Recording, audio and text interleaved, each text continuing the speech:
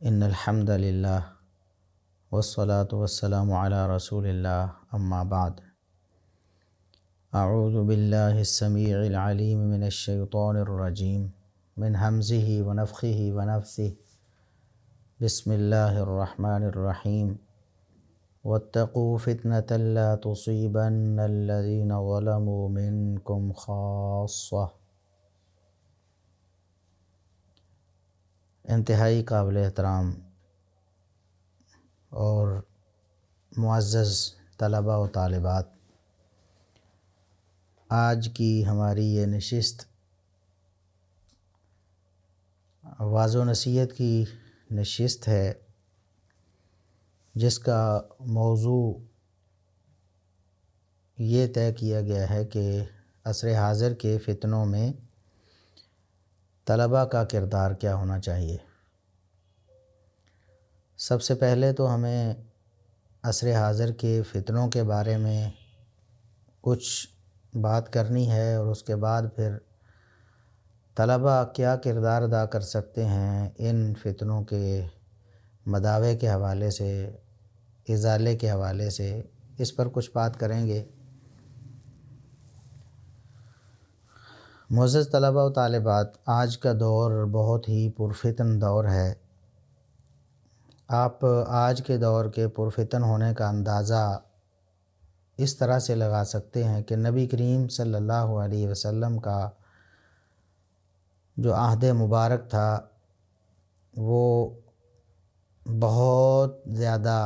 آج کے مقابلے میں فتنوں سے دور اور بہت ہی خیر والا تھا، بہت بھلائی والا تھا۔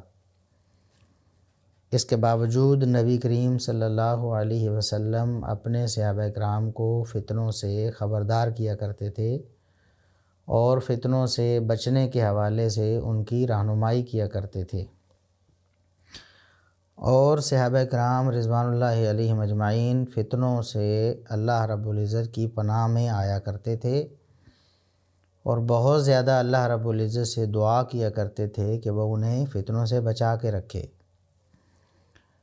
آپ کو معلوم ہے کہ دجال کا فتنہ ایک بہت بڑا فتنہ ہے، اور اس فتنے کے بارے میں محمد الرسول اللہ صلی اللہ علیہ وسلم فرماتے ہیں کہ مجھ سے پہلے انبیاء بھی اپنی امتوں کو فتنہ دجال سے ڈراتے رہے، میں بھی تمہیں دجال کے فتنے سے بچنے کی تلقین کرتا ہوں۔ اور اس حوالے سے نبی کریم صلی اللہ علیہ وسلم نے اپنی امت کی پوری رہنمائی کی ہے، ایسے اعمال بتائے ہیں جن کے کرنے سے دجال کے فتنے سے محفوظ رہا جا سکتا ہے، اور ایسا طریقہ بتایا ہے، ایسا منہج بتایا ہے جس پر عمل پیرا ہو کر انسان اس بہت عظیم فتنے سے اپنے آپ کو محفوظ کر سکتا ہے۔ سورۃ الکہف کے بارے میں بتایا گیا کہ اس کی جو ابتدائی 10 آیات ہیں وہ بھی دجال کے فتنے سے حفاظت کا سبب ہیں، ان کی تلاوت بھی انسان کو دجال کے فتنے سے محفوظ رکھے گی۔ تو یہ فتنہ جو تھا نبی کریم صلی اللہ علیہ وسلم اس کے بارے میں اپنے صحابہ کو بتاتے تھے۔ اس بہترین دور میں بھی نبی کریم صلی اللہ علیہ وسلم کی موجودگی میں بھی صحابہ کرام رضوان اللہ علیہم اجمعین ڈرا کرتے تھے اس فتنے سے کہ کہیں ہماری زندگی میں دجال کا فتنہ نہ آ جائے، اور اگر ایسا ہوا تو کہیں ہم اس فتنے میں مبتلا نہ ہو جائیں۔ یہ اصل سمجھانے کا مقصد یہ پوائنٹ ہے کہ فتنہ ہوتی ہی ایسی چیز ہے کہ جس میں انسان نہ چاہتے ہوئے بھی مبتلا ہو جاتا ہے، اور بسا اوقات کوشش کے باوجود بھی انسان مبتلا ہو جاتا ہے، کیونکہ فتنہ کہتے ہی ایسی برائی کو ہیں، ایسی خرابی کو ہے فتنہ کہتے ہیں کہ انسانوں کو عمومی طور پر اس کا شعور ہی نہیں ہوتا۔ اسی لیے اہل علم کا یہ قول بڑا معروف ہے کہ فتنہ جب آتا ہے نا تو علماء اس کو بھانپ جاتے ہیں، عوام کو نہیں پتہ چلتا کہ یہ فتنہ ہے۔ بہت سے عوام خیر کے نام پر اس کو بھلائی سمجھ کر، اس کو نیکی سمجھ کر اس میں مبتلا ہوتے ہیں، لیکن علماء جو ورثۃ الانبیاء ہیں اور علماء جو حقیقی اللہ رب العزت کی معرفت رکھنے والے ہیں اور اللہ کے دین کی حقیقی سمجھ رکھنے والے ہیں اور کتاب و سنت کا حقیقی علم رکھنے والے ہیں، وہ اللہ رب العزت کی خاص توفیق سے فتنوں کو آتے ہی بھانپ لیتے ہیں، دور سے بھانپ لیتے ہیں کہ یہ فتنہ ہے، پھر وہ اس سے خود بھی بچتے ہیں اور لوگوں کی رہنمائی بھی کرتے ہیں۔ اس کے برعکس جو عوام ہوتے ہیں وہ فتنے کو آتے ہوئے بھانپ نہیں پاتے ہیں،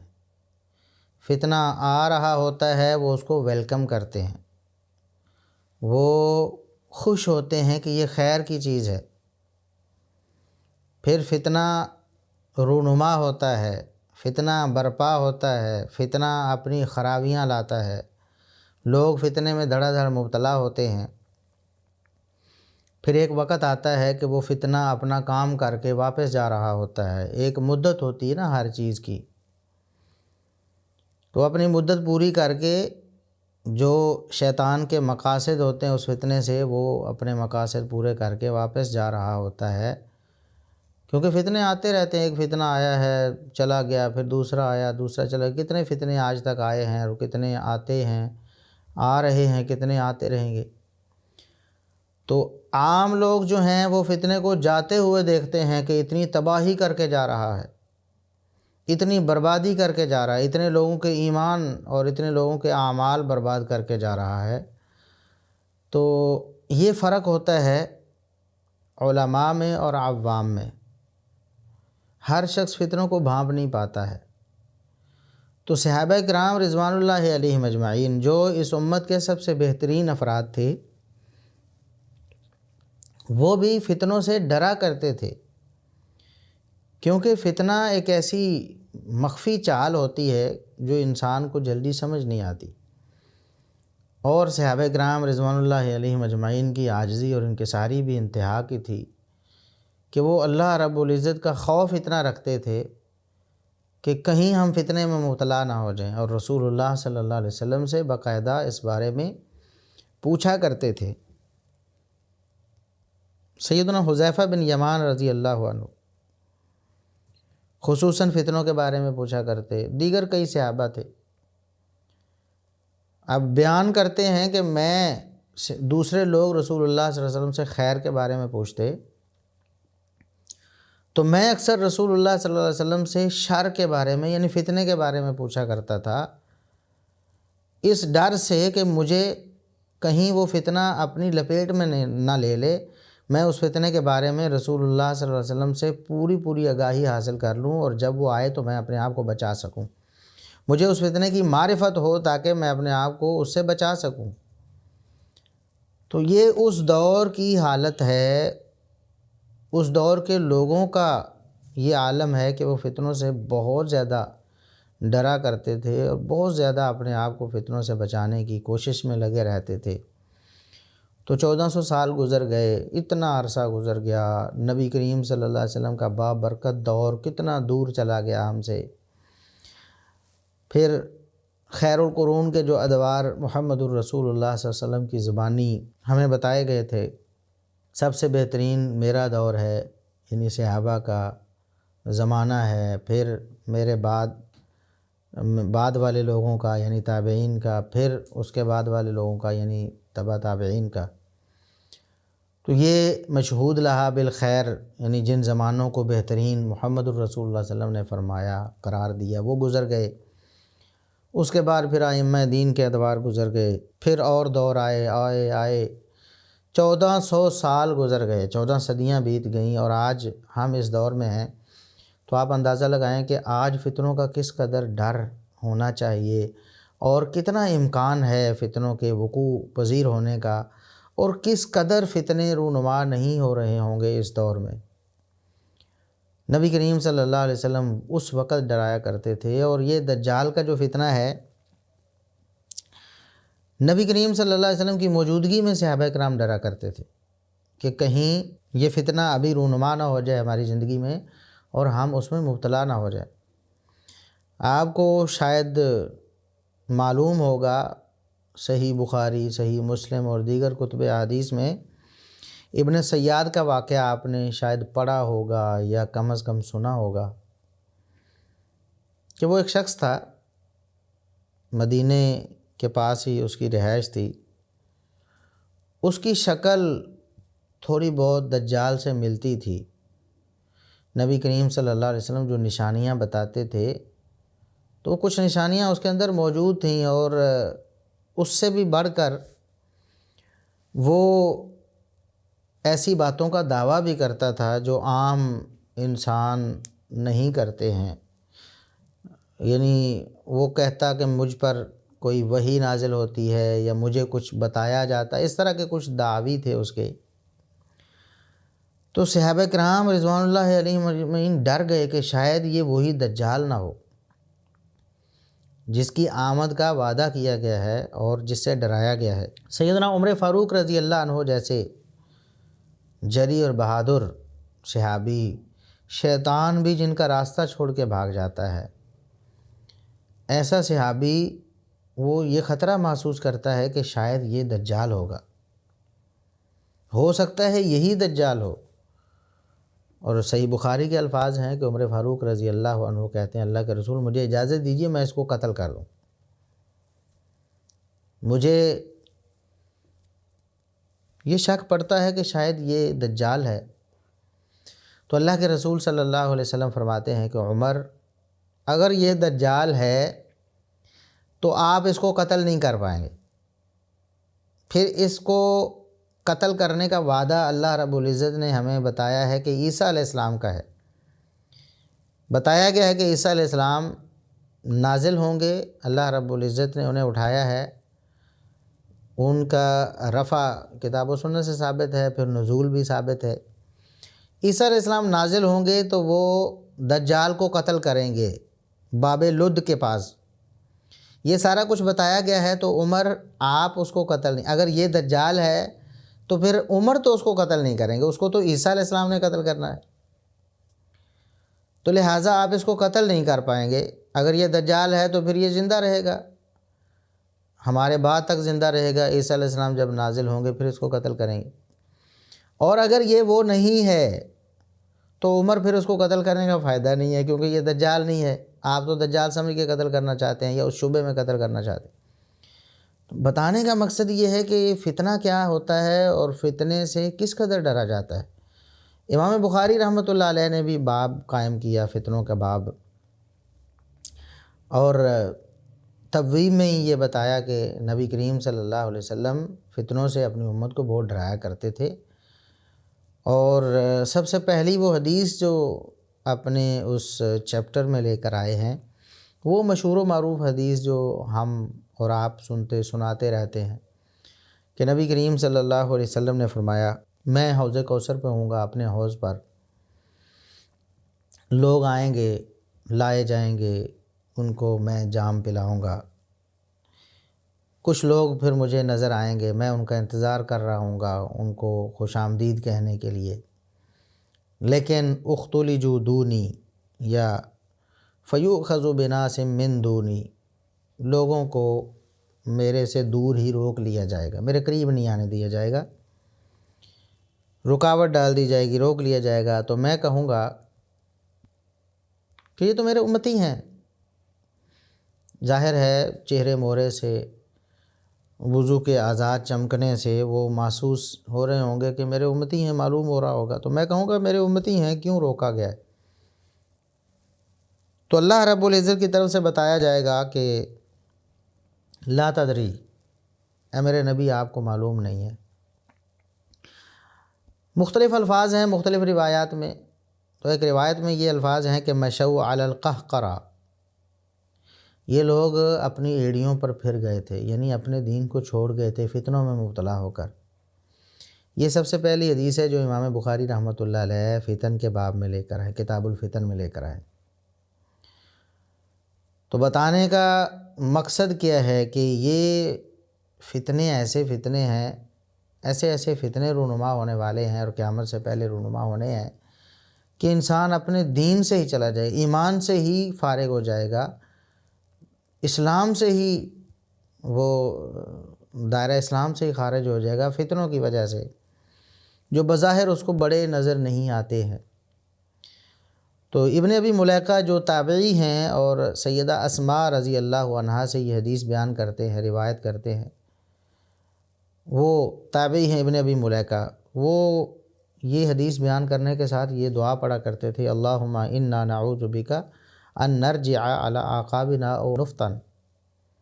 اے اللہ ہم تجھ سے تیری پناہ میں آتے ہیں، تجھ سے تیری پناہ کا سوال کرتے ہیں اس بات سے کہ ہم اپنی ایڑیوں پر پھر جائیں یا ہم فتنوں میں مبتلا ہو جائیں، اپنا دین نہ ہم کہیں ضائع کر بیٹھیں، ہم تیری پناہ میں آتے ہیں، تو ہمیں پناہ میں اپنی پناہ میں لے لے۔ تو فتنے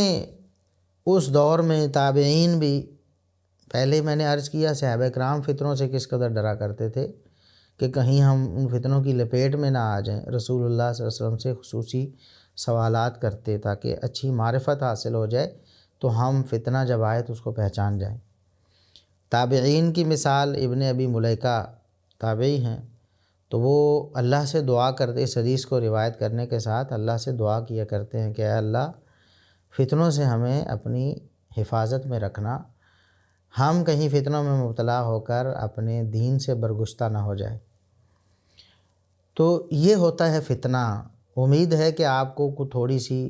بات سمجھ آئی ہوگی، کچھ سکیچ آپ کے ذہن میں آیا ہوگا کہ فتنہ ہوتا کیا ہے۔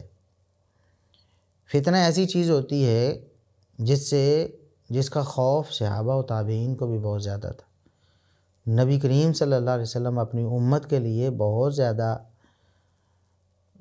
اس حوالے سے خدشہ رکھتے تھے کہ میری امت فتنوں میں مبتلا ہو جائے گی، اور اپنی امت کو بار بار ڈراتے رہے تھے۔ اب دور حاضر کے فتنے کون سے ہیں، ان پہ تھوڑی سی بات کرتے ہیں کہ دور حاضر میں کون سے فتنے ہیں۔ دیکھیں فتنے ہر دور میں رہے ہیں، صحابہ کرام رضوان اللہ علیہم اجمعین کے دور میں بھی صحابہ کرام ڈرا کرتے تھے، فتنے اٹھنے شروع ہو گئے، اگرچہ وہ اس قدر کامیابی حاصل نہ کر پائے جس قدر صحابہ کرام کے دنیا سے جانے کے بعد انہیں حاصل ہوئی، کیونکہ صحابہ کرام اللہ کے رسول صلی اللہ علیہ وسلم کی زبانی ستاروں کی مانند ہیں،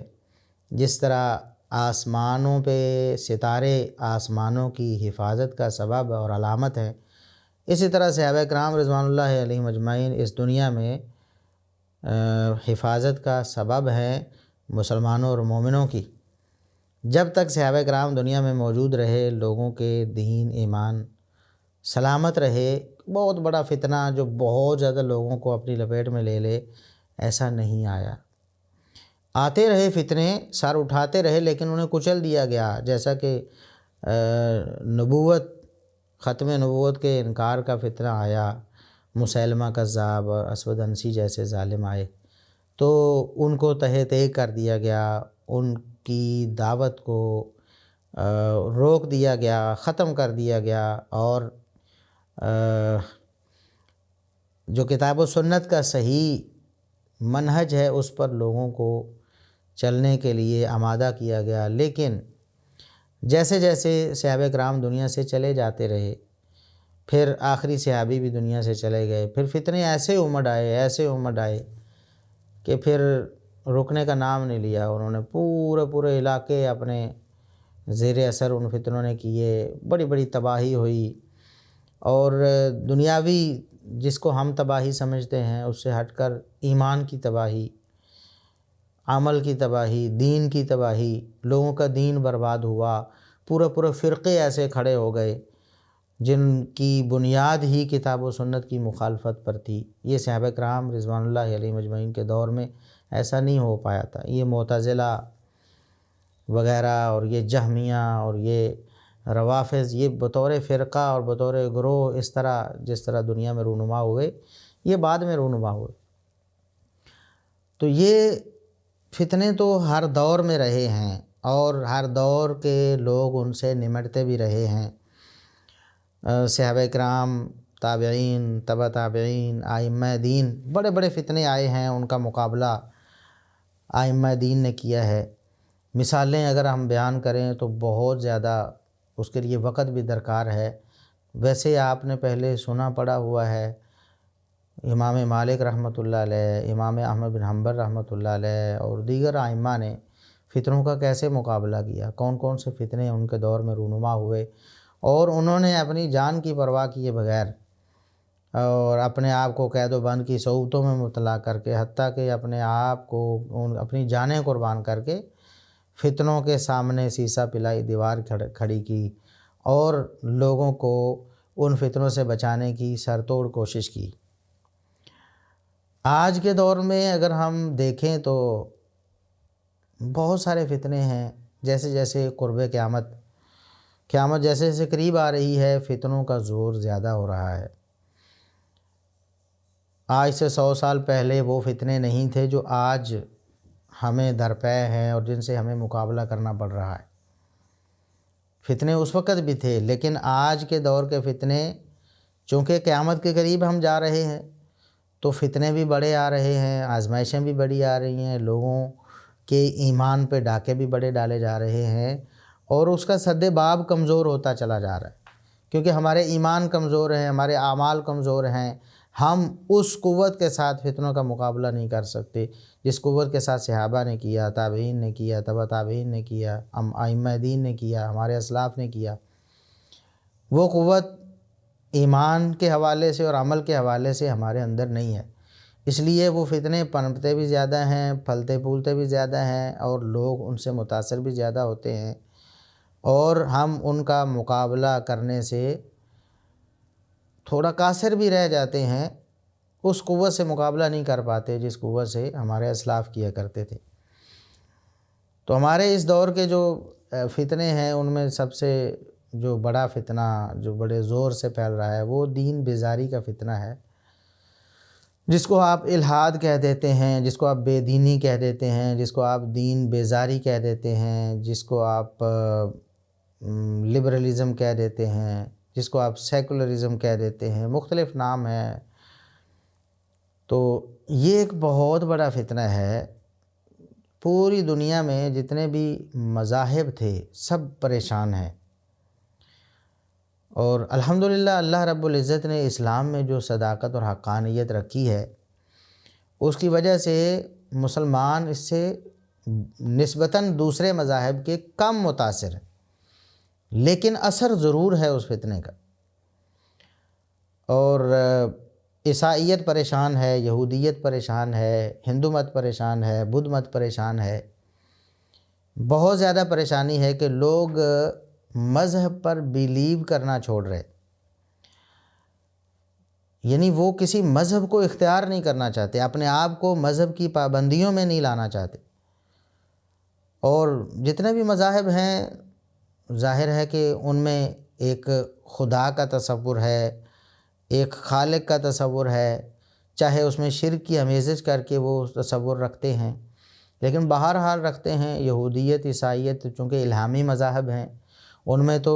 الہ کا تصور ہے، خدا کا تصور ہے، رسولوں کا تصور ہے۔ ہندو مت چونکہ الہامی مذہب نہیں ہے، بدھ مت الہامی مذہب نہیں ہے، سکھ مت الہامی مذہب نہیں ہے، اگرچہ ان کا دعویٰ یہ ہے کہ ان کے جو ہے نا ان کا تعلق بھی الہامی مذاہب سے ہے، لیکن یہود و نصارہ یہ دو ہی لوگ ہیں، دو قسم کی قومیں ہیں جو الہامی مذاہب کی پیروکار ہیں، یعنی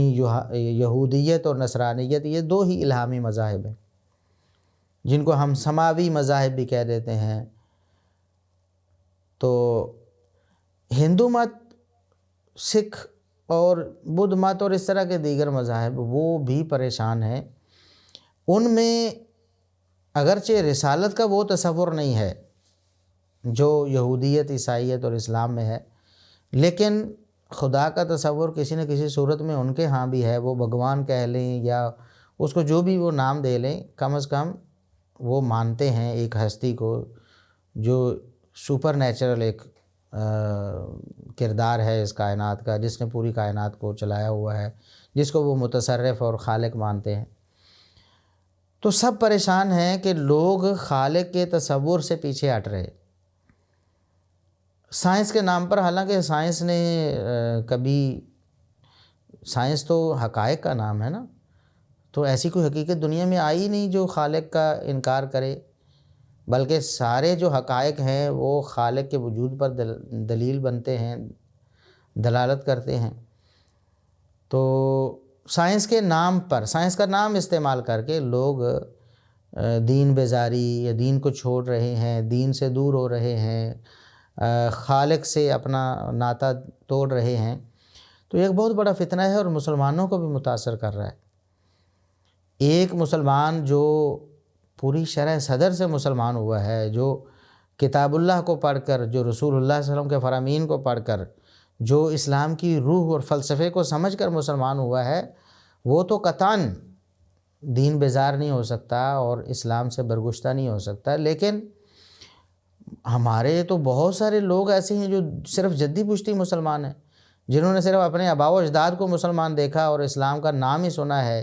نہ اسلام کو پڑھا ہے، نہ سمجھا ہے، نہ قرآن پڑھا کبھی، نہ رسول اللہ صلی اللہ علیہ وسلم کی سیرت کا مطالعہ کیا، نہ انہوں نے اپنی زندگی میں عملی طور پر اسلام کو ایکسیپٹ کیا۔ تو ایسے لوگوں کا تو بہت زیادہ خطرہ ہے کہ وہ اسلام سے برگشتہ ہو جائیں۔ اور ہمارے بہت سے نوجوان جو یونیورسٹیز میں، کالجز میں جو تعلیم حاصل کر رہے ہیں، خصوصاً ایلیٹ کلاس جو ہمارا اشرافیہ جو طبقہ ہے ہمارے ملک کا بلکہ پوری دنیا کا، وہ بہت زیادہ متاثر ہو رہا ہے، کیونکہ عیاشی اور آزادی، جس کو وہ آزادی کہتے ہیں، ویسے تو حقیقی آزادی ہی اسلام میں ہے، اللہ اور اس کے رسول صلی اللہ علیہ وسلم کے فرامین میں حقیقی آزادی ہے، لیکن وہ ایک نام نہاد سو کالڈ جو آزادی ہے، وہ اس کی وجہ سے جو تصور مغرب سے مادر پدر آزادی کا آیا ہے، اس سے وہ متاثر ہو کر دین سے دور ہو رہے ہیں اور دین سے بیزار ہو رہے ہیں۔ اور بہت سے ایسے، اکثر مسلمان ایسے ہیں جو اسلامی معاشروں میں رہ رہے ہیں، تو وہاں وہ اس چیز کا اظہار نہیں کرتے، اور جو اسلامی معاشروں سے دور ہیں وہ اس چیز کا برملا اظہار بھی کرتے ہیں۔ تو یہ ایک بہت بڑا فتنہ ہے جس کی بنیاد یہ مادیت پرستی ہے، جس کی بنیاد ہمارا اسلام سے خود دور ہو جانا ہے۔ جب ہم نہ عملی طور پر، نہ اعتقادی طور پر، نہ اصولی طور پر اسلام کو کسی بھی طرح اپنی زندگی میں جگہ ہی نہیں دیتے، پھر آگے جو ہماری نسلیں ہیں، آگے نئے آنے والے جو لوگ ہیں، پھر وہ ایسے معاشرے میں ہیں جہاں میڈیا وار چل رہی ہے، میڈیا کے ذریعے لوگوں کے ذہنوں کو بدلا جا رہا ہے، اور وہ ہر وقت میڈیا کے ساتھ وابستہ ہیں، اور ہمارا آپس میں ریلیشن تو بہت کمزور ہو رہا ہے، اور میڈیا کے ساتھ ریلیشن مضبوط ہو رہا ہے۔ ایک بچہ، ایک نوجوان، ایک لڑکا نوخیز ہے، جس کی عمر ایسی ہے، لاابالی پن ہے، جس کی عمر ایسی ہے کہ جوش ہے، ولولہ ہے، ایک جذبہ ہے بس، اور اس میں وہ پختگی نہیں ہے، وہ رسوخ نہیں ہے۔ جیسے ہی کوئی بات سنی ہے اس کا اثر فوراً قبول کیا ہے، خصوصاً ایسی باتیں جو انسان کو دنیاوی اعتبار سے بھلی لگتی ہوں، ان میں انسان کے لیے کوئی کچھ اس کی آنکھوں کو، اس کی کانوں کو، اس کے دل دماغ کو کوئی لذت اسے میسر آتی ہو، تو وہ پھر ان چیزوں کو بہت زیادہ تیزی سے قبول کرتا ہے، اور پھر ایک جذباتی عمر ہوتی ہے تو اس میں وہ سوچتا سمجھتا کم ہے، جذبات سے زیادہ کام لیتا ہے، اور پھر وہ اس رو میں بہہ جاتا ہے جس رو میں میڈیا اس کو بہانا چاہتا ہے۔ تو ہمارا میڈیا جو مادر پدر آزاد ہے، حالانکہ ہم مسلمان ہیں، ہمارا ملک پاکستان اسلامی ملک ہے، لیکن اس کے باوجود ہمارا میڈیا جو بے لگام ہے وہ قطعاً اسلامی نہیں ہے۔ اس میں اگر کوئی اسلام کا نام بھی لیا جاتا ہے تو وہ بھی اپنے شرکیہ کفریہ مقاصد کے لیے، نہ کہ خالص اسلام کی ترجمانی کے لیے۔ تو ایسی صورت میں پھر ظاہر ہے کہ ہمارے بچے متاثر ہوں گے، ہمارے نوجوان، ہماری ینگ جنریشن جو ہے وہ متاثر ہوگی اس بہت بڑے فتنے سے جو الحاد، جس کو ہم بے دینی کہتے ہیں، دین بیزاری کہتے ہیں۔ تو ہمارے نوجوانوں کی اکثریت دین سے دور ہے، اعتقاداً نہ صحیح، عملاً تو وہ دین سے بیزار ہی ہیں نا۔ جب دین پہ عمل ہی نہیں کرنا، نماز ہی نہیں پڑھنی، روزہ ہی نہیں رکھنا، جب اسلامی جو شعار ہیں ان کا خیال ہی نہیں کرنا، تو ظاہر ہے وہ عملی طور پر تو اسلام سے بیزار ہی ہیں نا۔ کیونکہ اسلام سے محبت ہو تو پھر اسلام پر عمل بھی ہو، اسلام کو اپنی زندگی میں لاگو بھی کیا جائے، نافذ بھی کیا جائے، اسلام پر عمل بھی کیا جائے، قرآن کریم کو پڑھا جائے، پھر نماز کے ذریعے اللہ سے تعلق قائم کیا جائے۔ تو ہمارے نوجوانوں میں تو یہ بہت کم ہے۔ آپ کو آج کے دور میں نوجوانوں میں ہزاروں میں شاید کوئی ایک دو نوجوان نظر آئیں گے جو اپنی جوانی میں واقعی اللہ رب العزت سے تعلق بناتے ہیں، اللہ رب العزت کو یاد رکھتے ہیں، اللہ رب العزت کی حدود کو پہچانتے ہیں اور ان کو پامال کرنے سے ڈرتے ہیں، اللہ رب العزت کا ڈر ان کے دل میں ہے، تقوی اختیار کرتے ہیں، بہت کم ہیں، نہ ہونے کے برابر ہیں۔ تو پھر یہ الحاد کا فتنہ جو ہے وہ بیزاری کا فتنہ، دین سے بیزاری کا فتنہ تیزی سے ہمیں اپنے لپیٹ میں لے رہا ہے، خصوصاً ہمارے نوجوان طبقے کو۔ اور اس کے ساتھ ساتھ ایک جو لبرلزم، ایک تو ہمارے لوگوں میں مذہب کے حوالے سے لبرلزم آ رہا ہے نا۔ آپ نے دیکھا ہوگا بہت سے لوگ ایسے ہیں جو کہتے ہیں، آج دنیا میں موجود ہیں کئی اسکالرز جو اسکالرز کہلاتے ہیں، اور وہ آپ کو یہ کہتے نظر آئیں گے کہ یہودی ہو عیسائی ہو تو کیا فرق پڑتا ہے، بس اللہ کو مانتا ہے تو جنت میں چلا جائے گا۔ محمد الرسول اللہ صلی اللہ علیہ وسلم کو ماننا، یعنی آپ صلی اللہ علیہ وسلم پر ایمان لانا، یہ جنت میں جانے کی شرط نہیں ہے۔ ایسے لوگ بھی آپ کو نظر آئیں گے، میڈیا پر موجود ہیں اور وہ ان خیالات کا اظہار کرتے ہیں۔ تو یہ لبرلزم ایک مذہب میں لبرلزم ہے، یعنی مذہب اسلام کو وہ ایسا موم کی ناک بنا دینا چاہتے ہیں، یا کوئی اپنے مرضی کا کوئی ایک مذہب بنا دینا چاہتے ہیں جس میں سارے مذہب ہی سما جائیں۔ تھوڑی سی چیزیں یہودیت سے لے لو، تھوڑی سی عیسائیت سے لے لو، تھوڑی سی ہندو مت سے لے لو، تھوڑی سی سکھ مت سے، بدھ مت سے لے لو، اور ملا کر سب کو ایک معجون بنا دو۔ تو آپ کو نظر آئے گا آج بہت سے لوگ ہیں آپ کو یہ کہتے نظر آئیں گے، میرا والد مسلمان تھا، میری والدہ ہندو تھی، اور میں انسان ہوں، میں روزے بھی رکھ لیتا ہوں، اور میں مندر میں جا کے پوجا پاٹ بھی کر لیتا ہوں۔ ایسے لوگ آپ کو نظر آئیں گے۔ تو اور پھر وہ نوجوان ان سے پہلے ہی متاثر ہوتے ہیں کسی بھی وجہ سے، وہ چاہے کسی کھیل میں نمایاں کارکردگی کر کے، یا ویسے کوئی اداکار ہو، فنکار ہو، گلوکار ہو، تو ان کا ایک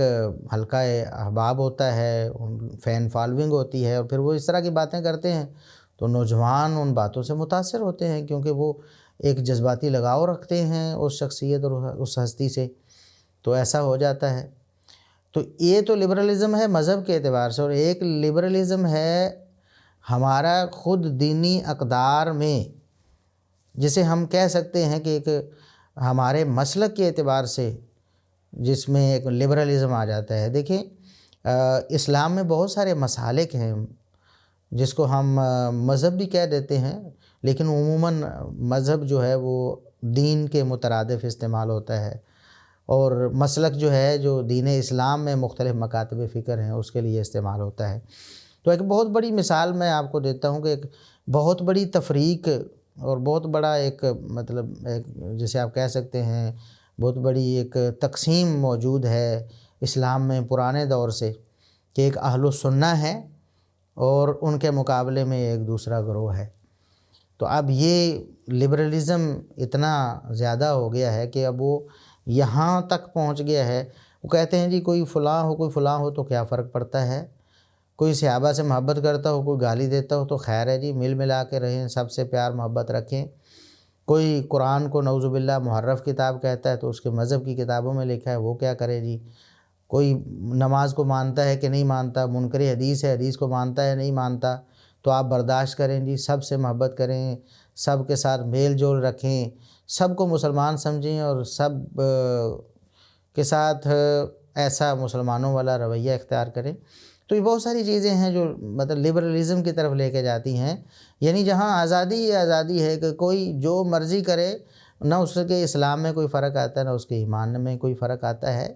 یہ اپنی جگہ ایک مسلم حقیقت ہے، اس کا انکار ہم نہیں کرتے کہ تکفیر ایک بہت بڑا مسئلہ ہے، اور اس کی وجہ سے بھی لوگ بہت زیادہ ایک دوسری انتہا پہ چلے گئے کہ مسلمانوں کو کافر کہنے کا ایک فتنہ رونما ہوا، اور آج تک بہت سے لوگ اس میں مبتلا ہیں کہ بات بات پہ مسلمانوں کو دائرہ اسلام سے خارج کرتے ہیں اور ان کو کافر کہتے ہیں۔ لیکن ایک دوسری انتہا ہے، ہمیں اس طرف بھی توجہ کرنی چاہیے کہ ایک دوسری انتہا ہے جس کو ہم لبرلزم کہتے ہیں، میں جس کو لبرلزم کا نام دے رہا ہوں، اور ہماری فقہی اور ہمارے عقیدے کی کتابوں کی اصطلاح میں اس کو ارجاء کہتے ہیں، عقیدہ ارجاء۔ اس میں بھی ایسی ہی ڈھیل ہوتی ہے کہ آپ وہ ایک چھیچڑا بنایا ہوا ہے دین، مذہب اور عقیدے کو، جس طرح مرضی کوئی کھینچ لے، آپ کہیں کہ ٹھیک ہے جی بس خیر ہے، اور اس اختلاف کو ایک فروعی اختلاف سمجھیں جو کہ عین اصولی اختلاف ہے۔ تو یہ ایک بہت بڑا فتنہ جو ہمارے اندر رونما ہو رہا ہے ہمارے نوجوانوں میں۔ کچھ تو دین سے ویسے ہی بیزار ہو گئے، جو کچھ دین سے جڑے ہوئے ہیں، یعنی اپنے آپ کو ایک دین اسلام کا پابند سمجھے ہوئے ہیں، عملی طور پر نہ صحیح اعتقادی طور پر صحیح، وہ بھی اس لبرلزم کا شکار ہو چکے ہیں جی۔ جو بھی کوئی کہتا ہے ٹھیک ہے، آپ کسی کو نہ روک سکتے ہیں نہ ٹوک سکتے ہیں، یعنی امر بالمعروف اور نہی عن المنکر کا سرے سے انہوں نے انکار ہی کر دیا ہے، اور وہ اس چیز کے روادار ہی نہیں کہ آپ کسی کو اچھی بات بتائیں، آپ کسی کو برائی سے روکیں، کسی کو نیکی کا حکم دیں۔ تو ایک بہت بڑا عام محاورہ ہمارے ہاں وہ مستعمل ہے کہ اپنا مذہب چھوڑو نا اور کسی کے مذہب کو چھیڑو نا، اپنا موقف چھوڑو نا اور کسی کے موقف کو چھیڑو نا، یعنی اس کو نہ بتاؤ کہ آپ غلط ہیں، آپ اپنی اصلاح کریں، یہ چیز شرک ہے، یہ کفر ہے، یہ گناہ ہے، یہ بدعت ہے، آپ ایسا نہ کہیں۔ یہ بھی ایک لبرلزم کی صورت ہے، حقیقت میں یہ دین بیزاری ہے جو آگے جا کے پورے اسلام سے ہی انسان کو بیزار کر دیتی ہے۔ اور اس لوگ جو اب کتاب و سنت پر مبنی ایک منہج اور موقف کے حوالے سے غیرت نہیں رکھتے، پھر وہ ایک اپنے دین اسلام اوورآل جو دین اسلام اس کے حوالے سے بھی غیرت کھو دیتے ہیں، اور اس کے بعد وہ پھر لبرلزم کی نظر ہو جاتے ہیں۔ اور پھر ہمارے اس دور میں جہاں بہت سارے فتنے ہیں، ایک فتنہ تو کامن ہے اس دور سے آج کے دور تک، آج ظاہر ہے زیادہ ہو گیا ہے۔ نبی کریم صلی اللہ علیہ وسلم نے فرمایا کہ میں نے اپنی امت میں اپنے بعد ما ترکت بعدی فتنۃ اضر علی الرجال من النساء، میں نے کوئی ایسا فتنہ، کوئی ایسی آزمائش کی چیز اپنے بعد نہیں چھوڑی جو عورتوں سے بڑھ کر زیادہ مضر ہو۔ یعنی عورتوں کا جو فتنہ ہے بہت بڑا فتنہ ہے، عورتوں کی وجہ سے فتنے پیدا ہوتے ہیں۔ اب اس کا یہ مطلب نہیں کہ عورت فتنہ ہے، عورت کی ذات فتنہ ہے، نہ، اصل میں عورت کی وجہ سے فتنے پیدا ہوتے ہیں۔ یعنی جب کوئی عورت اسلام پر عمل پیرا نہیں ہوتی، اس کے گھر والے اس کو اسلام کی حدود کے اندر نہیں رکھتے، جب وہ متاثر ہوتی ہے غیر اسلامی افکار سے، غیر اسلامی اعمال سے، تو پھر فتنے رونما ہوتے ہیں۔ انسان جب اللہ رب العزت کی حدود کو پھلانگتے ہیں تو پھر عورتوں کے حوالے سے فتنے میں مبتلا ہو جاتے ہیں۔ یہ بہت بڑی آزمائش ہے، اور آپ دیکھ لیں کہ ہر دور میں اس فتنے کو خوب استعمال کیا گیا، اور آج بھی دیکھ لیں پورا کا پورا ہمارا جو یقین کریں عقیدے سے لے کر عمل تک مسلمانوں کو گمراہ کرنے کے لیے اس فتنے کا استعمال کیا گیا۔ عقائد بھی اسی فتنے کے ذریعے آپ سے چھینے جا رہے ہیں، اور اعمال بھی اسی فتنے کے ذریعے آپ سے چھینے جا رہے ہیں۔ آپ کو بے عمل بھی بنایا جا رہا ہے، آپ کو بدعقیدہ بھی بنایا جا رہا ہے، اور مین کردار یہی آپ دیکھو فلموں میں، ڈراموں میں، میڈیا کس چیز کا نام ہے؟ میڈیا تو آپ کو صرف عورت ہی ملے گی، اس کے علاوہ تو کچھ بھی نہیں ہے۔ میڈیا میں اور تو کچھ بھی نہیں ہوگا، عورت ہی ملے گی آپ کو، جس کو غلط استعمال کر کے لوگوں کو فتنے میں مبتلا کیا گیا، اور اس عورت کی وجہ سے، اور پھر یہ جو فحاشی اور یعنی بے حیائی، دین دنیا سب کچھ برباد ہوتا ہے۔ تو اس فتنے کو استعمال کیا جاتا ہے، ڈراموں میں لوگوں کی ذہن سازی کی جاتی ہے، باقاعدہ طور پر لوگوں کا ذہن بدلا جاتا ہے، ان کو آپ کہہ سکتے ہیں کہ ان کے دل و دماغ میں سینیریو چینج کیا جاتا ہے، جو ایک منظرنامہ بچپن سے انہوں نے بٹھا رکھا ہے اس کو آہستہ آہستہ کھرچ کھرچ کر ختم کیا جاتا ہے، اور ایسے غیر محسوس انداز میں کہ انسان جب وہ ڈرامہ یا فلم وہ دیکھ رہا ہوتا ہے. اب تو ڈرامہ فلم جو پرانے دور میں ایک تصور تھا، اب تو آپ کے ہاتھ میں موبائل ہے، فیس بک پہ فلمیں ہیں، فیس بک پہ ڈرامے ہیں، اور اب وہ 3 گھنٹے کی، 5 گھنٹے کی، 2 گھنٹے کی، 1 گھنٹے کی وہ فلم اور ڈرامے نہیں، اب تو کچھ منٹوں میں آ گئے ہیں، پھر کچھ سیکنڈز میں آ گئے ہیں، ریلز کی صورت میں آپ وہ کہہ سکتے ہیں، سٹوریز کی صورت میں. تو وہ چند سیکنڈز میں آپ کا ذہن جو ہے وہ بدلنے کی صلاحیت رکھتے ہیں اس فتنے کو استعمال کر کے. آپ تو اس کے اندر منہمک ہو جائیں گے عورت کی وجہ سے، اور پھر وہ جو بھی پڑھائیں گے آپ پڑھتے چلے جائیں گے. اب اس کو کسی ڈرامے میں وہ استعمال کرتے ہیں بطور فتنہ،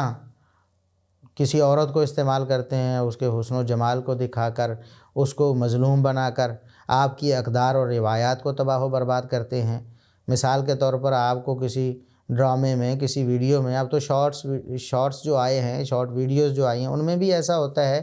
چند سیکنڈ میں وہ پورا منظرنامہ جو ہے وہ آپ کے ذہن میں بدل کے رکھ دیتے ہیں. آپ سمجھ رہے ہوتے ہیں کہ یہ ہمارے دین، ہماری غیرت کا مسئلہ ہے، کہ ہماری ماں، بہن، بیٹی جو ہے وہ عزت کے ساتھ باوقار انداز میں با پردہ رہے، غیر محرم سے دور رہے. یہ ہمارا ایک ایمانی اور فطری تقاضا ہے. فطرتاً بھی انسان میں ایک غیرت ہوتی ہے، ضروری نہیں غیر مسلموں میں بھی غیرت ہوتی ہے کہ عورت کے حوالے سے اپنی عزت ہے نا اس کی. لیکن وہ ڈرامے میں یا فلم میں یا وہ شارٹ سٹوری میں، جس سے بھی آپ کہہ لیں، وہ ایسے طریقے سے اس کو پیش کیا جاتا ہے کہ وہ کام غلط کرتی ہے، ہمارے دین کے خلاف، ہمارے اسلام کے خلاف، ہماری غیرت کے خلاف، بلکہ ہماری معاشرتی بنیادوں کے خلاف، ہمارے معاشرے کو برباد کرنے والے اعمال میں سے ایک عمل سر انجام دیتی ہے، کسی غیر محرم سے تعلق بنا لیتی ہے، کسی ایسے غلط کام میں ملوث ہو جاتی ہے. تو وہ آپ کو دکھایا جا رہا ہوتا ہے کہ وہ مظلوم ہے، اس کو روکنے والا ظالم ٹھہرایا جاتا ہے، اس کا کردار ظالم والا بنایا جاتا ہے. تو آپ کے ذہن میں بیٹھ جاتا ہے کہ عورت ایسے کرے تو وہ مظلوم ہے، عورت کو ایسے کرنے کا حق ملنا چاہیے، کیونکہ آپ کو ڈرامے میں یہ دکھایا جا رہا ہے. تو بہرحال یہ عورت کا جو فتنہ ہے، یعنی اس کے حسن و جمال سے لوگوں کو متاثر کر کے، اس کو غلط انداز میں پیش کر کے، اور اس کا اصل میں استحصال کر کے، یہ حقیقت میں عورت کا استحصال ہے. مرد کا تو ہے ہی، مرد کا نقصان کم ہے، عورت کا اپنا نقصان زیادہ ہے. اس کو تو گھر سے نکالا عزت کی جگہ سے، اور اس کو ذلت اور رسوائی میں ڈال دیا. عورت کا تو یہ کام ہی نہیں تھا. عورت تو ملکہ کی طرح گھر بیٹھنے والی، گھر بیٹھ کے اپنی آسائشیں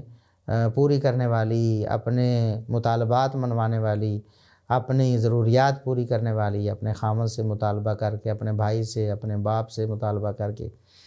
لیکن یہاں کیا ہے، اس کو گھر سے نکالا گیا، وہ گھر در بدر ٹھوکریں کھا رہی ہے. ایسا ناتواں جسم، نازک جسم جو اللہ رب العزت نے اس کو عطا کیا تھا گھر بیٹھنے کے لیے، ناز و نعم میں پلنے کے لیے. قرآن نے کہا ہے نا کہ وہ تو ناز و نعم میں پلنے والی ہے. جو عورت ہے، بیٹی ہے، بیوی ہے، ماں ہے، وہ عورت ہے نا، تو ناز و نعم میں پلنے والی ہے، وہ تو زیورات میں کھیلنے والی ہے. تو اس کو نکالا ہے گھر سے، اس کو دوڑایا ہے دنیا کی دوڑ میں، مال کی دوڑ میں، اس کو برابر کا کمانے والا بنایا ہے، اور اس کے حقوق سلب کیے ہیں آزادی کے نام پہ. وہ بیچاری سمجھ رہی ہے، بھولی بیوقوف بنی ہوئی ہے، وہ سمجھتی ہے کہ میری یہ آزادی ہے، یہ میں آزاد ہو گئی ہوں. حالانکہ وہ ایک مرد کی جس کو وہ غلامی سمجھتی ہے، حالانکہ وہ غلامی نہیں ہے، وہ اس کی عزت کی جگہ ہے. ایک مرد سے نکلتی ہے تو وہ ہزاروں مردوں کے ماتحت ہو جاتی ہے. ٹھیک ہے، گھر میں اگر خامد کو وہ پانی دینا پڑے اس کو، تو وہ سمجھتی ہے کہ شاید میں غلام ہوں. لیکن باہر وہ بہت سے مردوں کے ماتحت ہے، اور ان کی غیر جو ناجائز ضروریات بھی پوری کرتی ہے، تو وہ سمجھتی ہے میں آزاد ہوں. تو بہرحال یہ بھی بہت بڑا فتنہ ہے، اور اس فتنے کی وجہ سے لوگوں کو دین سے بیزار بھی کیا گیا. دین سے برگشتہ بھی کیا گیا۔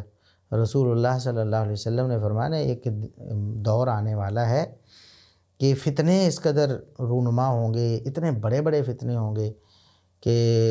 انسان صبح کے وقت مومن ہوگا، شام کو کافر ہو چکا ہوگا، شام کو مومن ہوگا تو صبح تک کافر ہو چکا ہوگا،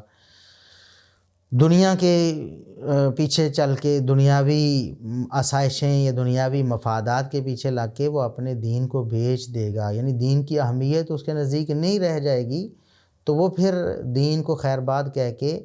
وہ جو عارضی ایک فائدہ ہے اس کے پیچھے پڑ جائے گا۔ تو آج وہی دور ہے جس سے ہم گزر رہے ہیں۔ اب طلباء کا اس میں کردار کیا ہونا چاہیے؟ تو یقین جانیں کہ یہ سارے کا سارا جو نظام ہے اللہ رب العزت نے چلایا ہے، ہمیشہ نوجوان ہی اس کو چلاتے ہیں، ہمیشہ وہی قائدانہ جو ہے وہ صلاحیتوں کے مالک ہوتے ہیں، اور وہی جتنے بھی آپ دنیا کا کوئی بھی فیلڈ دیکھ لیں نوجوان ہی لیڈ کر رہے ہوتے ہیں، کیونکہ عمر ہی یہی ہے کام کرنے کی۔ جب انسان کے اندر توانائی ہے، طاقت ہے، قوت ہے، حوصلہ ہے، ہمت ہے، جذبہ ہے، لگن ہے، تو چونکہ اس عمر میں زیادہ ہوتا ہے تو یہی عمر ہے جب انسان اپنے آپ کو تیار کرتا ہے۔ اب طلباء ہیں تو یہ دور طالب علمی ہی ہے جب وہ ان فتنوں کے خلاف اپنے آپ کو مضبوط بنا سکتے ہیں۔ سب سے جو بنیادی چیز ہے، جو سب سے بنیادی مضبوطی ہے جس کو حاصل کیے بغیر کسی فتنے کا مقابلہ نہیں کیا جا سکتا، وہ علمی پختگی ہے۔ علمی پختگی کے بغیر آپ کسی فتنے کا مقابلہ نہیں کر سکیں گے جب تک آپ اپنے آپ کو علمی طور پر مضبوط نہ کر لیں۔ تو طلباء کا کردار سب سے بنیادی یہ ہے کہ وہ عمر کے اس حصے میں ہیں جس حصے میں اللہ رب العزت نے آپ کو بے پناہ صلاحیتوں سے نوازا ہوا ہے، بے پناہ قوت سے ہے آپ کے پاس۔ بچپن میں بھی انسان کمزور ہوتا ہے اور پھر جوانی سے آگے بھی کمزوری شروع ہو جاتی ہے، بیماریاں اس کو اپنی لپیٹ میں لے لیتی ہیں، پھر وہ ضعف کی طرف چلا جاتا ہے، وہ عوارض لاحق ہو جاتے ہیں جن میں وہ اس طرح کام نہیں کرتا۔ جوانی میں تو کچھ بھی نہیں ہے، نہ بیماری بھی ہو، بخار بھی ہو جائے تو انسان اس پر قابو پا لیتا ہے اپنی اندرونی قوت اور طاقت کی وجہ سے۔ بہت سارے عوارض ہیں ان کو وہ پچھاڑ دیتا ہے، اس وجہ سے کہ اللہ رب العزت نے جو اس عمر میں ایک خاص قوت رکھی ہوتی ہے، خاص صلاحیت ہوتی ہے۔ تو یہ وہ دور ہے جب آپ اپنے آپ کو مضبوط کر سکتے ہیں، عقیدہ و عمل میں بھی مضبوط کریں اور علم میں بھی اپنے آپ کو مضبوط کریں، کیونکہ اس کے بعد جو عمر آنے والی ہے اس میں آپ کے پاس یہ صلاحیتیں نہیں ہوں گی، نہ قوت حافظہ اس قدر مضبوط ہوگی، نہ سمجھنے کی نہ سیکھنے کی صلاحیت اس قدر زیادہ ہوگی۔ آپ کو پتہ ہے کہ یہ باقاعدہ پورا ایک چیپٹر ہے اصول حدیث میں بھی کہ ایسے لوگ جو عمر زیادہ ہونے کی وجہ سے ان کا حافظہ کمزور پڑ گیا اور وہ اپنی احادیث کو روایت کرنے میں اختلاط کا شکار ہو گئے، حالانکہ وہ بڑے بڑے عالم فاضل، بڑے بڑے نیک متقی اولیاء اللہ ہیں، لیکن انسان کی فطرت ہے کہ جیسے جیسے وہ جوانی سے آگے نکلتا چلا جاتا ہے اس کے قوا مضمحل ہوتے چلے جاتے ہیں، ان میں کمزوری چلی آتی ہے، سوچنے سمجھنے کی صلاحیت بھی وہ نہیں رہتی جو جوانی میں ہے۔ اور اگر جوانی میں اس نے اپنے آپ کو تیار کیا ہوگا، علم میں رسوخ حاصل کیا ہوگا، تو پھر اس علم کے ساتھ تجربہ شامل ہوتا جائے گا، تو پھر انشاءاللہ اس کے لیے خیر کے دروازے کھلتے چلے جائیں گے۔ تو طلباء پر سب سے بنیادی طور پر سب سے بنیادی ذمہ داری یہ ہے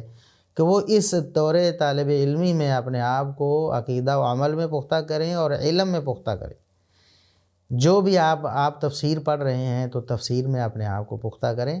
آپ گرامر پڑھ رہے ہیں گرامر میں اپنے آپ کو پختہ کریں، قرآن پڑھ رہے ہیں، حدیث پڑھ رہے ہیں، اصول حدیث پڑھ رہے ہیں، اصول تفسیر پڑھ رہے ہیں، آپ میراث وراثت پڑھ رہے ہیں، آپ فصاحت پڑھ رہے ہیں، آپ بلاغت پڑھ رہے ہیں،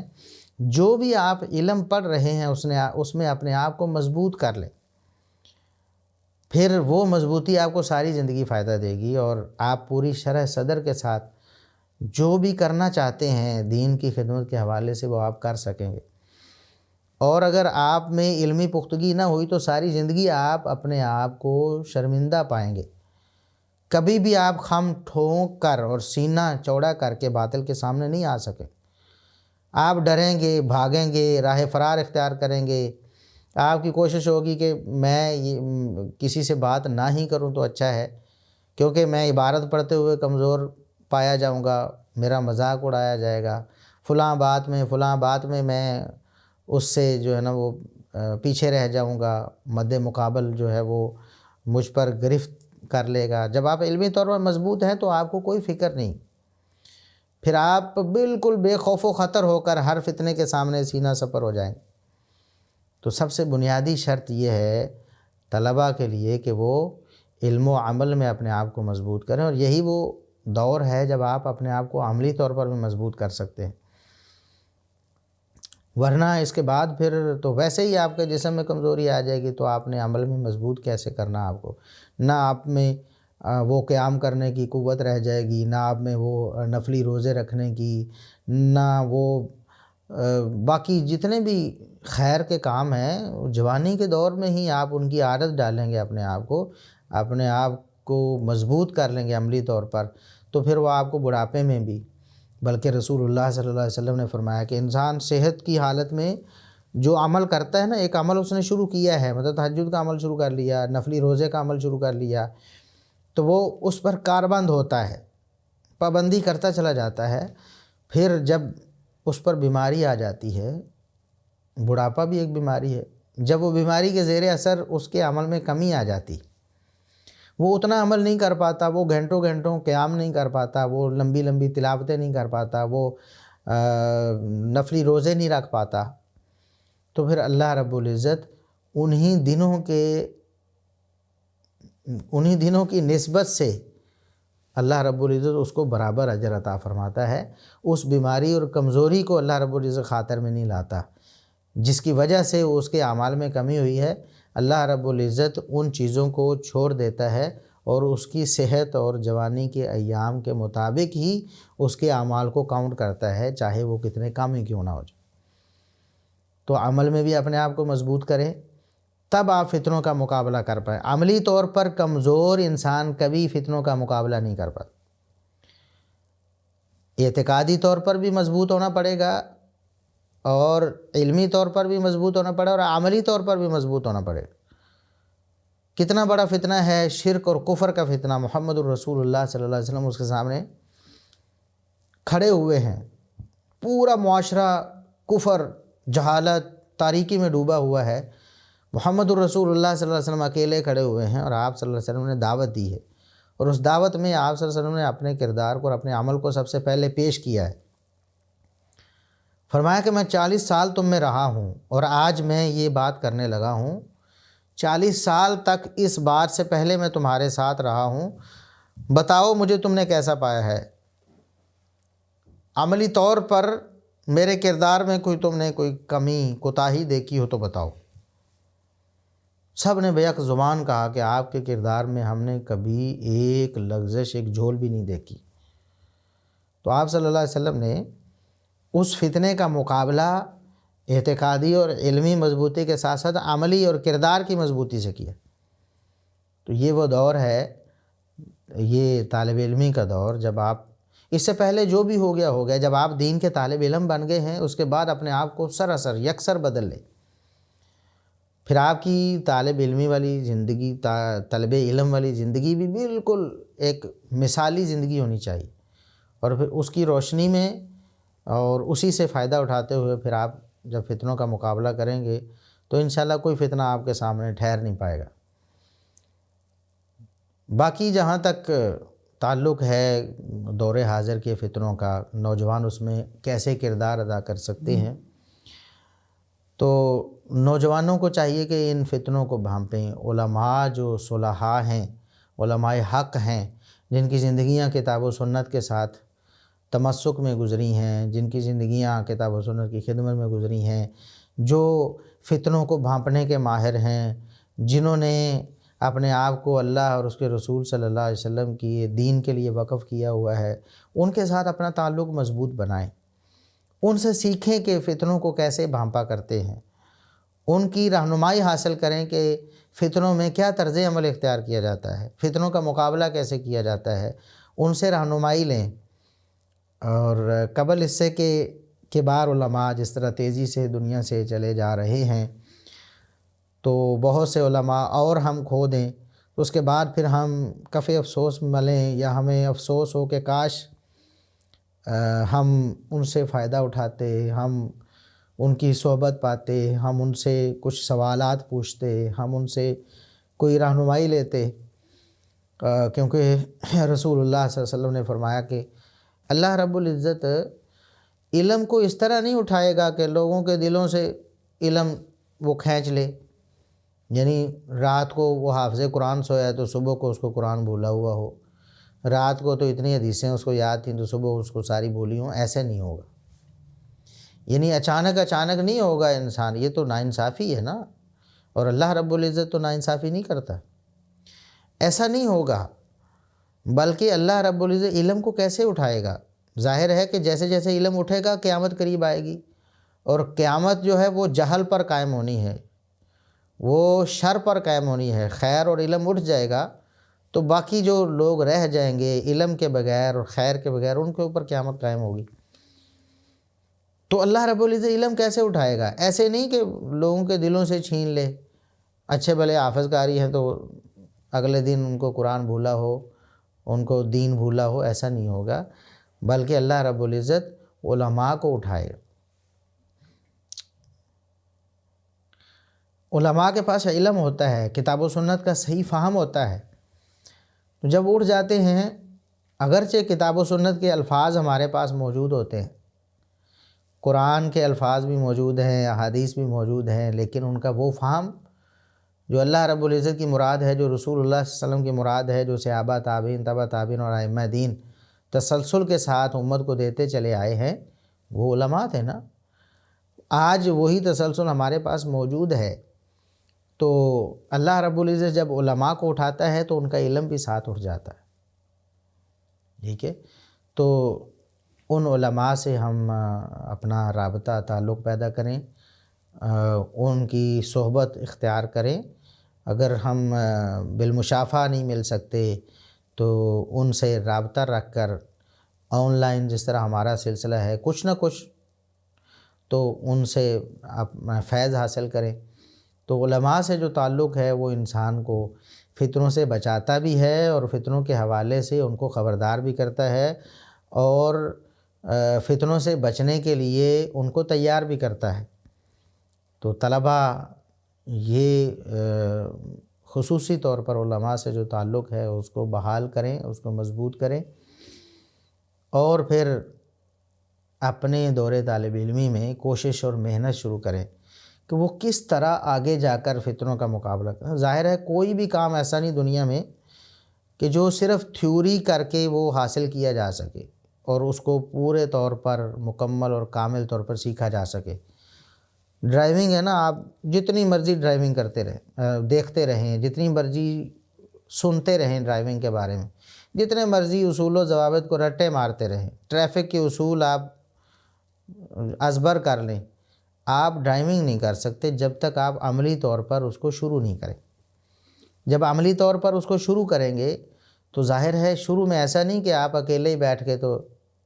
گاڑی دوڑانا شروع کر دیں،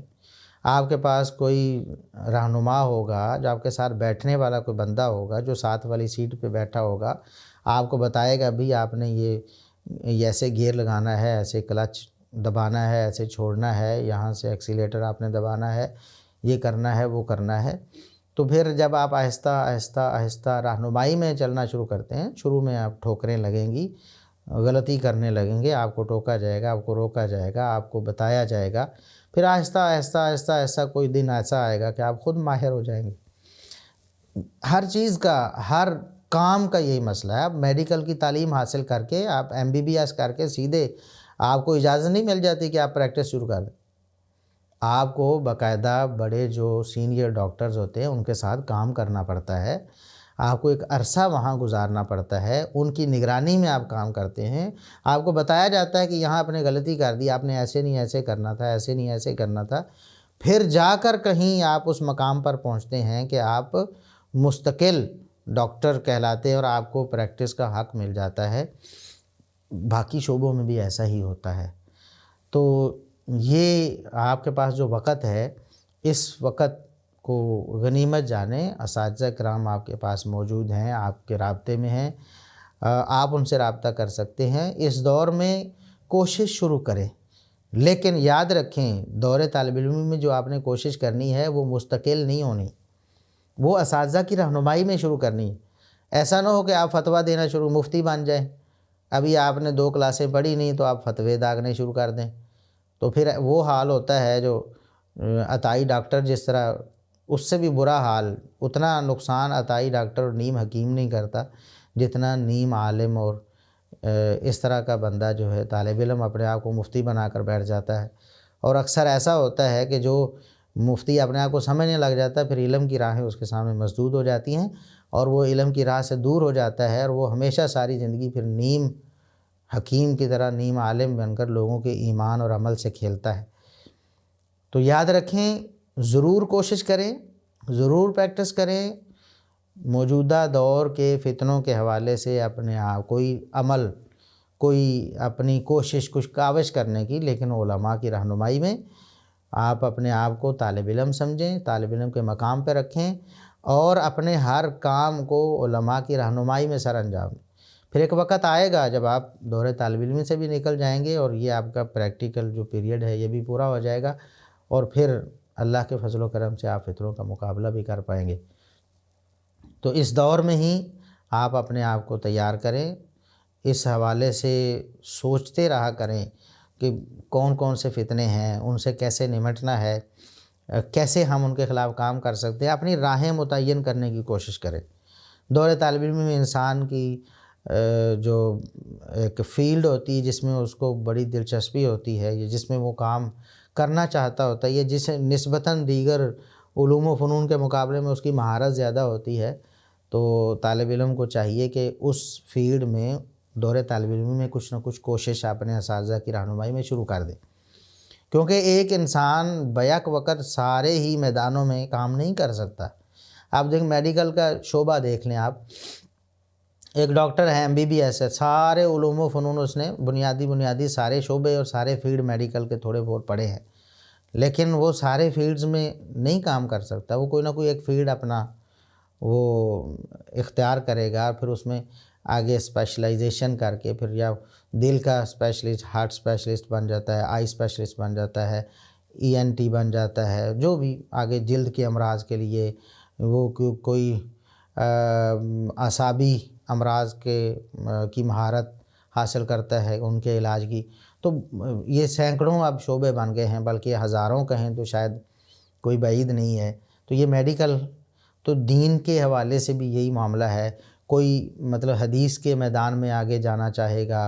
اس کی مہارت یا اس کی دلچسپی کا وہ میدان ہوگا، کوئی تفسیر میں آگے جانا چاہے گا، کوئی فقہ میں جانا چاہے گا، کوئی اصول حدیث میں جانا چاہے گا، کوئی اصول تفسیر میں جانا چاہے گا، کوئی ادب لغت میں جانا چاہے گا، کوئی فصاحت اور بلاغت میں جانا چاہے گا۔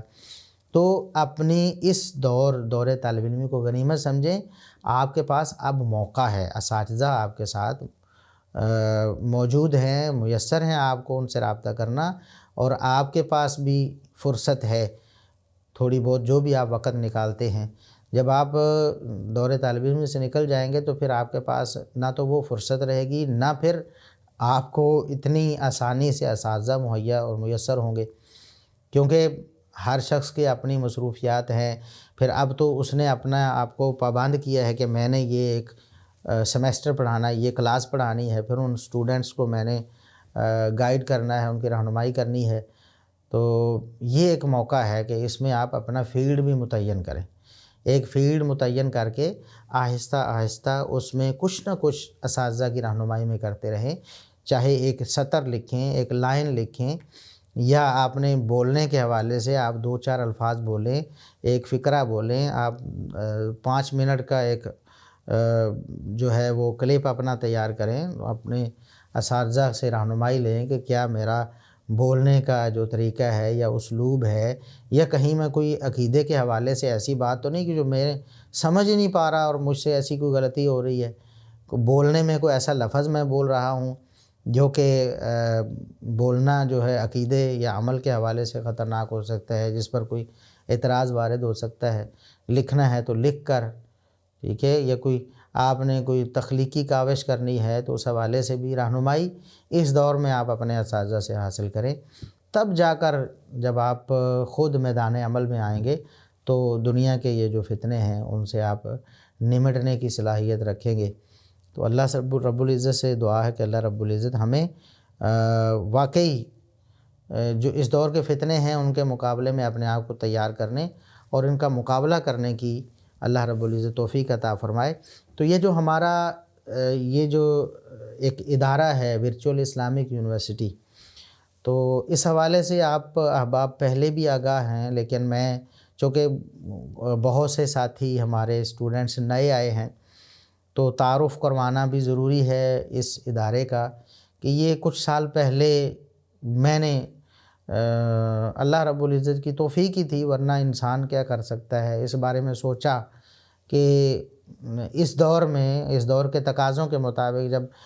بہت بڑے بڑے جو ادارے ہیں انٹرنیشنل لیول کے، بڑی بڑی یونیورسٹیز ہیں، انہوں نے بھی ایسے کورسز شروع کیے ہوئے ہیں آن لائن ورچوئل انداز سے وہ پڑھاتے ہیں، تو کیوں نہ دینی حوالے سے بھی وقت کی ضرورت کو محسوس کرتے ہوئے ایک ایسا سلسلہ بنایا جائے جس سے لوگ پوری دنیا سے مستفید ہوں۔ سفر کے صعوبتوں سے اگر وہ ہمکنار نہیں ہو سکتے، سفر کر کے مدارس کا رخ نہیں کر سکتے، اپنے کاروبار، اپنے معاملات، اپنے باقی جو مصروفیات ہیں ان کی وجہ سے، تو کم از کم آن لائن ہی کچھ نہ کچھ تو انہیں دین کا علم حاصل ہو، دین کا فہم حاصل ہو، عربی زبان وہ اچھی طرح سیکھ کے پھر دین کی خدمت کے لیے وہ ابھی اپنا کردار ادا کر سکیں۔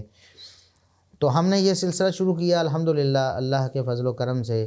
اللہ رب العزت نے بعد میں پھر ساتھی بھی عطا فرمائے، شیوخ اساتذہ جو آپ کو پڑھاتے ہیں، تو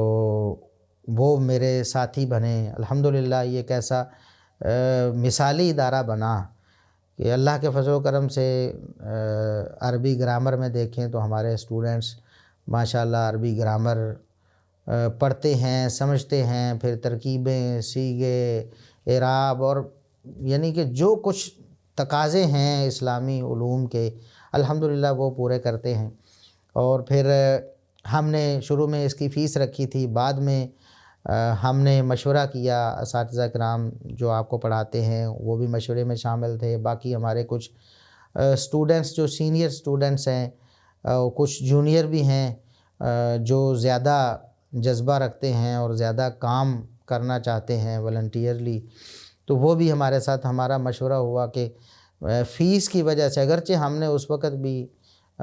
یہ لازم نہیں کیا تھا کہ جس کے پاس فیس نہ ہو وہ پڑھ نہیں سکتا، لیکن پھر بھی بہت سے اسٹوڈنٹس ایسے تھے جو فیس کے نام سے ہی گھبرا کر وہ ایڈمیشن نہیں لیتے تھے، یا اس میں ہچکچاہٹ محسوس کرتے، جھجکتے تھے کہ ہم کہیں گے کہ ہم فیس افورڈ نہیں کر سکتے۔ تو مشورے سے ہم نے پھر فیس کو بالکل ختم کر دیا اور بالکل فری کر دیا کہ ہر اسٹوڈنٹ جو ہے وہ آئے، ایڈمیشن لے اور تعلیم حاصل کرے، اس کی کوئی فیس نہیں ہے۔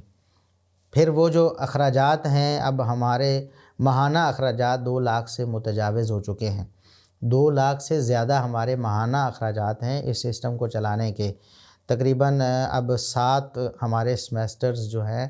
ان کی پڑھائی جاری، یعنی 7 گویا کہ 7 الگ الگ کلاسیں ہیں، اور ایک کلاس کا جو خرچ ہے ماہانہ، جو ہمارے سارے جو ایکسپنسز ہیں ان کو ملا کر تقریباً 30,000 سے ابو ہو جاتا ہے ایک کلاس کا۔ تو 7 کلاسیں ہمارے پاس، یعنی 6 سمیسٹر ہمارے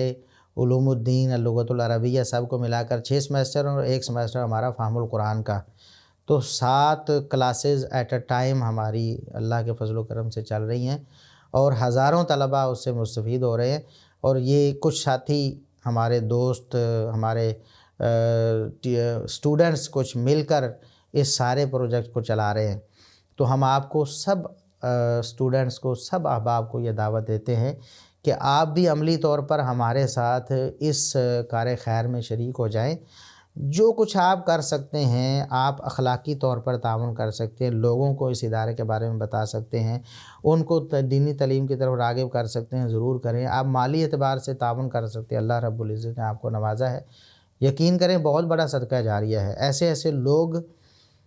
پڑھ رہے ہیں اور پڑھنے کے بعد اللہ رب العزت ان سے کام لے رہا ہے،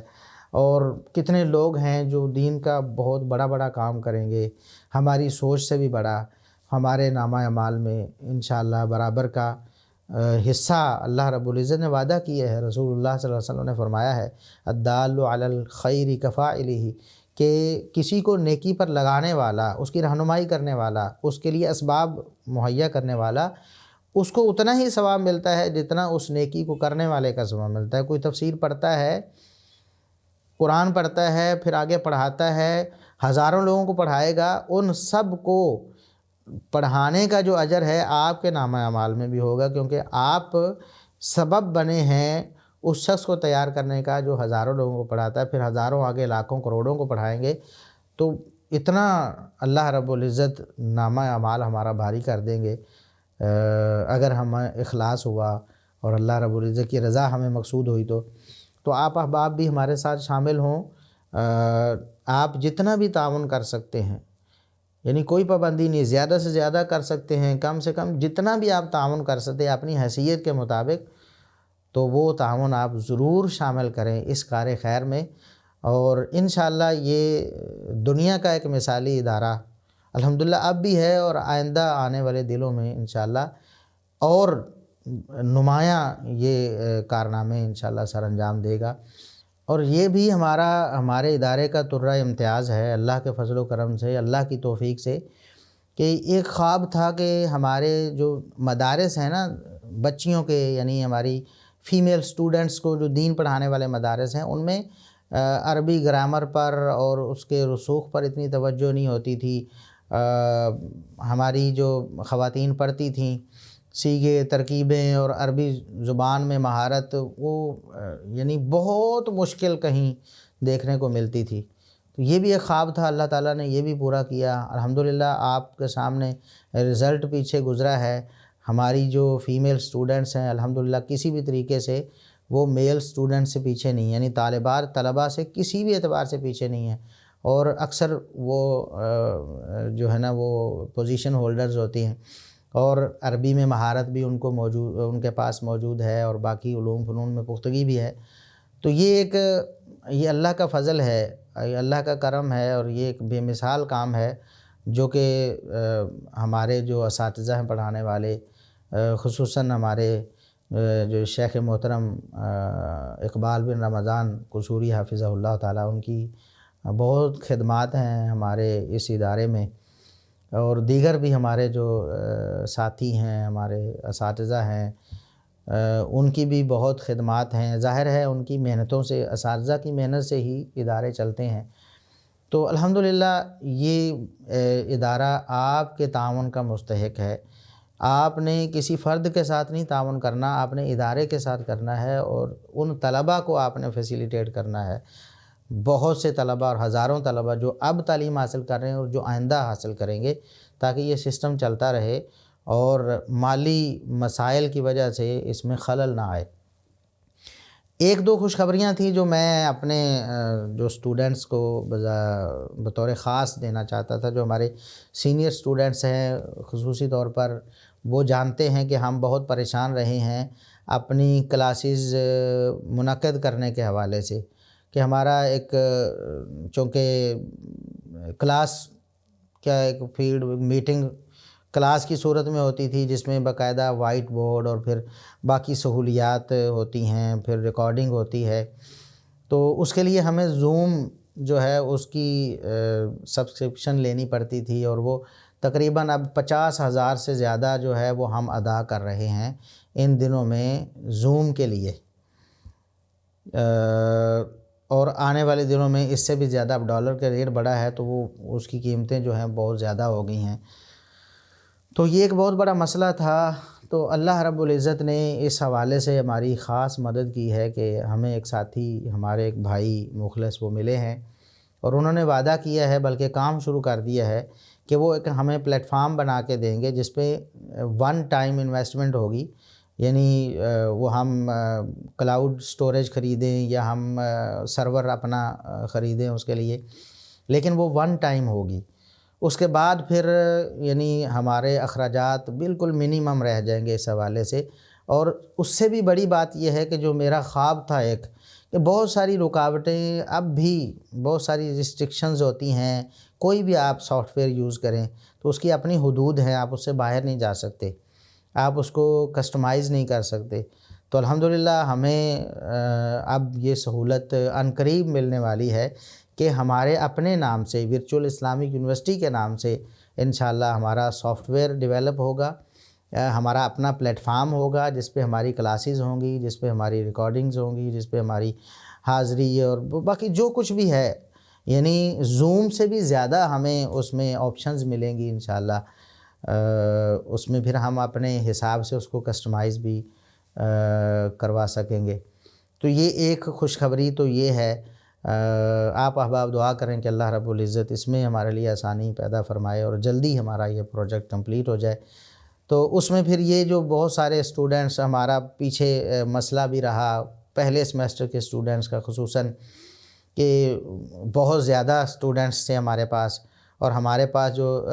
پہلے اکاؤنٹ تھا زوم کا، اس میں صرف ایک وقت میں 100 طلباء جو ہیں وہ کلاس میں حاضر ہو سکتے تھے۔ تو پھر ہم نے اس کو ایکسٹینڈ کروانے کی کوشش کی تو وہ کافی مہنگا ہمیں پڑا، یعنی سالانہ اس کی جو فیس ہے وہ لاکھوں روپے میں ہے، اور اس میں بھی زیادہ سے زیادہ 500 لوگ جو ہیں ایک وقت میں کلاس لے سکتے تھے۔ تو اس کا بھی انشاءاللہ امید ہے کہ اب ہم اس کو ان لمیٹڈ کر سکیں گے، ہزاروں میں بھی اسٹوڈنٹس ہوئے تو انشاءاللہ ہمارے اس پلیٹ فارم میں وہ بیک وقت پڑھ سکیں گے، اور باقی بھی انشاءاللہ پہلے سے زیادہ ہمارے پاس آپشنز بھی ہوں گی اور زیادہ ہمارے پاس سہولیات بھی انشاءاللہ ہوں گی۔ ایک تو یہ خوشخبری تھی۔ دوسری خوشخبری، آپ دیکھتے ہیں کہ بہت ساری ایپس ہیں پلے سٹور پہ یا ادھر آئی فون کے جو ان کا پلیٹ فارم ہے وہاں، جو دین اسلام کو پریزنٹ کرتی ہیں کہ قرآن حدیث اس کی تفاسیر وغیرہ کے حوالے سے۔ تو ہر کسی میں کوئی نہ کوئی پرابلم، کوئی نہ کوئی مسئلے مسائل موجود ہیں۔ تو ایک بڑے عرصے سے خواہش تھی کہ ہم بھی ایک ایسا پلیٹ فارم بنائیں جہاں پر خالص کتاب و سنت ایتھینٹک اسلام پیش کیا جائے، تاکہ پڑھنے والا بے خوف ہو کر وہاں جو بھی پڑھے اس کو وہ حق ہی ملے۔ تو اس حوالے سے بھی الحمدللہ ہم نے کام شروع کر دیا ہے۔ ہمارے ایک سینئر اسٹوڈنٹ ہیں جو ماشاءاللہ پی ایچ ڈی ہیں آرٹیفیشل انٹیلیجنس میں، ڈاکٹر صاحب، ڈاکٹر انجینئر اشر علی صاحب، تو وہ الحمدللہ انہوں نے بہت زیادہ ہیلپ کی ہے ہماری اس پروگرام کو آگے چلانے میں۔ اور پھر کچھ ساتھی ہیں، خصوصاً ایک ساتھی ہیں جو ہمیں اسپانسر کرنا چاہتے ہیں، یعنی وہ کہتے ہیں کہ میں اپنی بساط کے مطابق اس میں اپنا حصہ ڈالوں گا، کیونکہ وہ ملینز کا پروجیکٹ ہے۔ تقریباً 10 لاکھ کے قریب تو ڈیمانڈ کی ہے ڈیولپرز نے، جو ون ٹائم انہوں نے ہمیں اپلیکیشن بنا کے دینی ہے، یعنی جو ہم اس میں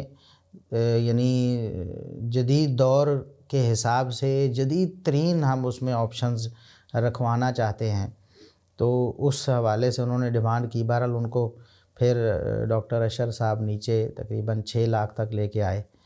تو 6 لاکھ اب ہمارے ساتھ ان کا ایگریمنٹ ہو۔ یہ 6 لاکھ ہماری صرف ایپ ڈیولپمنٹ ہے، جو ڈیٹا بیس وغیرہ یا جو ہمارا انٹرفیس تیار ہونا ہے، اور اس کے بعد پھر جو ٹیم ہے باقاعدہ جو مستقل کام کرے گی، قرآن کریم، تراجم، تفاسیر، احادیث، پھر احادیث پر علماء کے حکم، محققین کے، پھر علماء کی شروحات، وہ چیزیں تو وہ لانگ ٹرم پروجیکٹ ہیں، وہ تو ملینز کا پروجیکٹ ہے۔ تو وہ بھی الحمدللہ ہم نے شروع کر دیا ہے، باقاعدہ طور پر ایپ کی ڈیولپمنٹ شروع ہو گئی ہے۔ تو انشاءاللہ بہت جلد کوشش ہے کہ وہ ایپ بھی آپ کے سامنے آئے گی اور اس میں خالص اسلام پیش کیا جائے گا۔ ہم کبھی بھی انشاءاللہ اللہ رب العزت کی توفیق سے نہ کسی سے مرعوب ہوں گے، نہ کوئی ہمیں ڈونیشن کا لالچ ہوگا اس میں، نہ کسی ایسے شخص کی تصدیق اور تائید ہمیں چاہیے ہوگی کہ اس کی تفسیر ہم شامل کریں تو وہ لوگوں کو کہے کہ اس کو پڑھو جی، اس میں ہماری تفاسیر بھی ہیں، اس میں فلاں کی تفاسیر بھی ہیں، فلاں کی، اس میں پھر ہمیں دشمنان صحابہ کی تفاسیر بھی رکھنی پڑیں، ان کے تراجم بھی رکھنا پڑیں، منکرین حدیث کے بھی تفاسیر اور تراجم رکھنا پڑیں۔ انشاءاللہ ایسی کوئی مجبوری ہم خاطر میں نہیں لائیں گے، اور اللہ کے فضل و کرم سے ایک بے مثال پروجیکٹ ہے اور بے مثال اپلیکیشن انشاءاللہ تیار ہوگی۔ تو یہ بھی ایک خوشخبری ہے ہمارے اسٹوڈنٹس کے لیے خصوصاً، اور باقی مسلمانوں کے لیے بھی عموماً، کہ انشاءاللہ یہ ایپ بھی ہم نے اس کی ڈیولپمنٹ شروع کروا دی ہے۔ ان کو ایک خاص رقم جو ہمارا ایگریمنٹ تھا وہ ان کو دے دی گئی ہے شروع میں،